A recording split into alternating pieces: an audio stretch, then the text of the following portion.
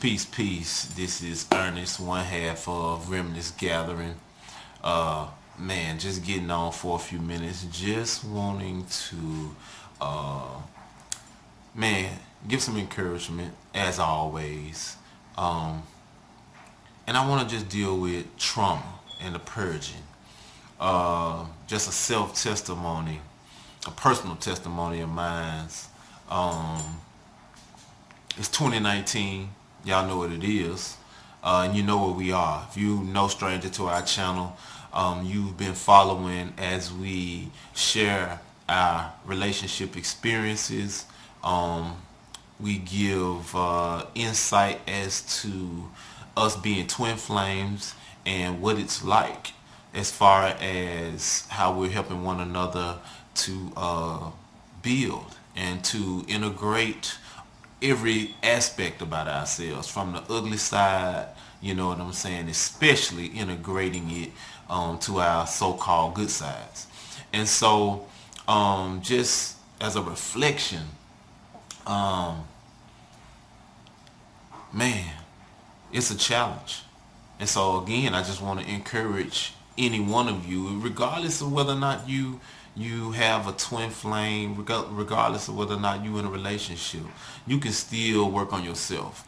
And ultimately, that's what it's about. How can we make this world a better place if we don't start with ourselves? And so as we wake up and as we get an opportunity to look in the mirror, just visualize yourself looking in the mirror throughout your day and seeing if you like what you see. The way you respond, the way you react, the way you treat people, the thoughts that you even ponder on. Do you like it? You know what I'm saying? Is that the best version of yourself?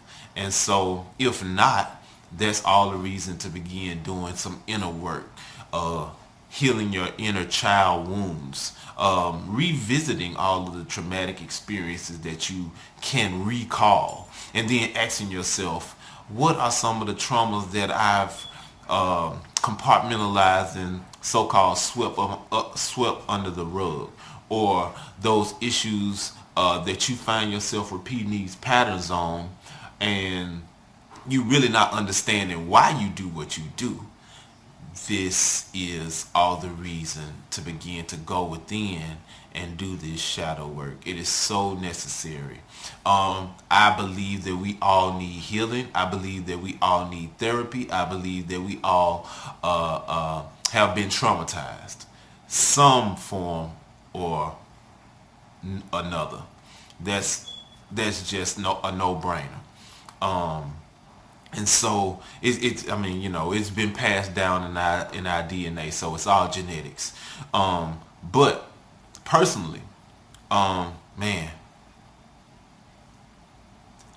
I deal with having a narcissistic experience from childhood, where my mom was the narcissist, my father was the codependent, my father was the enabler. I have one sister, and the two of us came up in in that environment.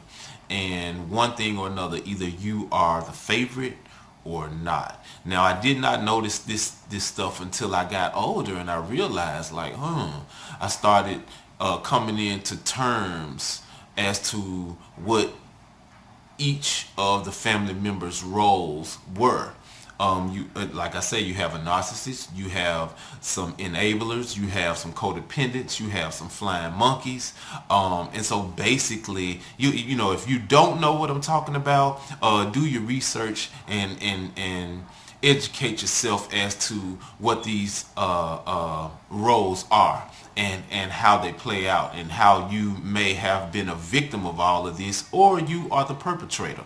But coming into doing this shadow work and really understanding myself and learning myself and applying self-love and self-care, I just give gratitude, because I realized I've been married 2 times prior to this relationship, prior to this marriage, and in each of those past relationships, I was so codependent. I was so introverted. I was so traumatized traumatized to the point to where I didn't exercise my emotions. I didn't exercise my voice. I didn't speak up for myself the way I should have. And that was all because at some point during my upbringing, I lost my connection with being able to express myself. And so as I'm doing this throat chakra healing work, I'm coming to realize that a lot of things and in a lot of ways that I've suppressed my ability to express myself from a heart standpoint. That I'm speaking of communicating from the heart, communicating how I feel, communicating why I feel the way I feel, communicating those innermost secret things that most people don't like to deal with and definitely talk about, definitely share. But how can you connect with somebody if you can't come from your heart? If you can't express those innermost secret things? And so that's where we find ourselves. That's where I am right now. And I'm continually going through the journey. And again, I just want to encourage you, though it may get hard, or you may not have someone that can hold a mirror up for you so you can see yourself all the time. Do everything that you can in your power to look at your own self. Be mindful to check yourself each and every step of the way. Every minute of the day, you are looking at yourself analytically. You're evaluating yourself. You're evaluating your behavior. You're evaluating your thoughts, because it's important for you to come to the place to where you understand this stuff about yourself in order to better yourself. Because if you don't know yourself, you'll think that you got it all together. How deep do you know yourself? We can look at it from a surface standpoint and say, well, I know myself. You know what I'm saying? I understand. But again, if you haven't really dealt with the trauma, that means that you don't completely know yourself, because you don't recall those traumatic experiences. It could be something as simple as abuse. It's not simple, but I'm just using this term.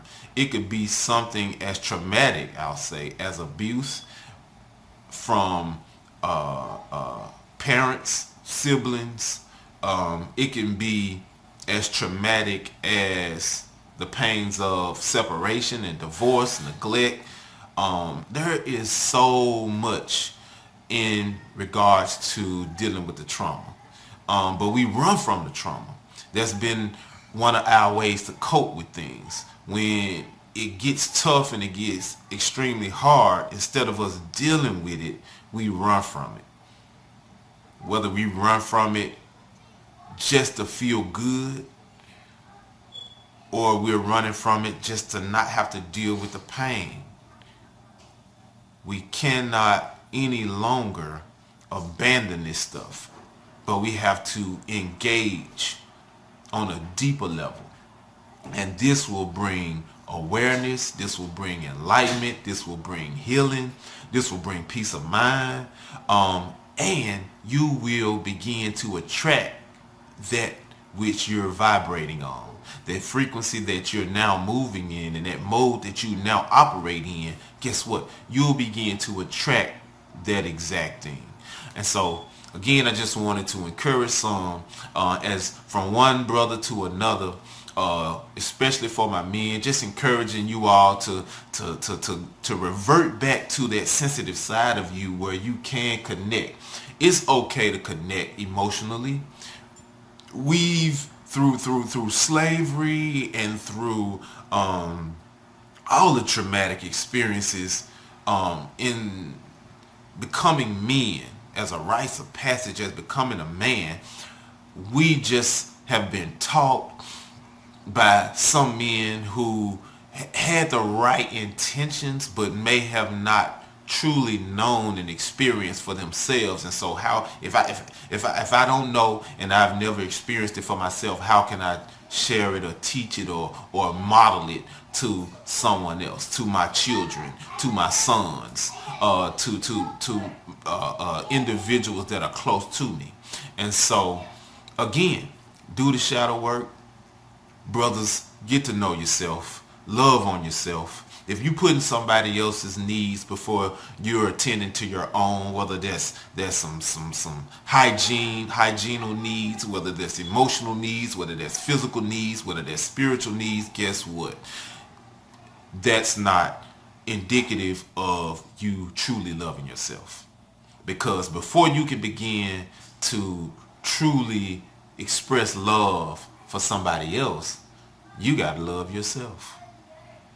Or that falls into the category of you being codependent, and you're only feeling good when you're only thinking a certain way about yourself or worthy until you're actually feeding into someone else's needs, or you're gratifying someone else. So you gratifying someone else makes you feel good. But what about self-gratification? Self-gratification should be what makes you feel good. And not to the point to where you become selfish. But sometimes selfish is necessary in order for you to truly become selfless. And so, again, I just encourage you to continue to work on yourselves, brothers, sisters, as well, because we all fall into the category living on this planet of being traumatized. But you can heal. Be patient with yourself, but love yourself in the process. As always, I'm holding virtual hands with you. And as we say, your third eye has just been kissed.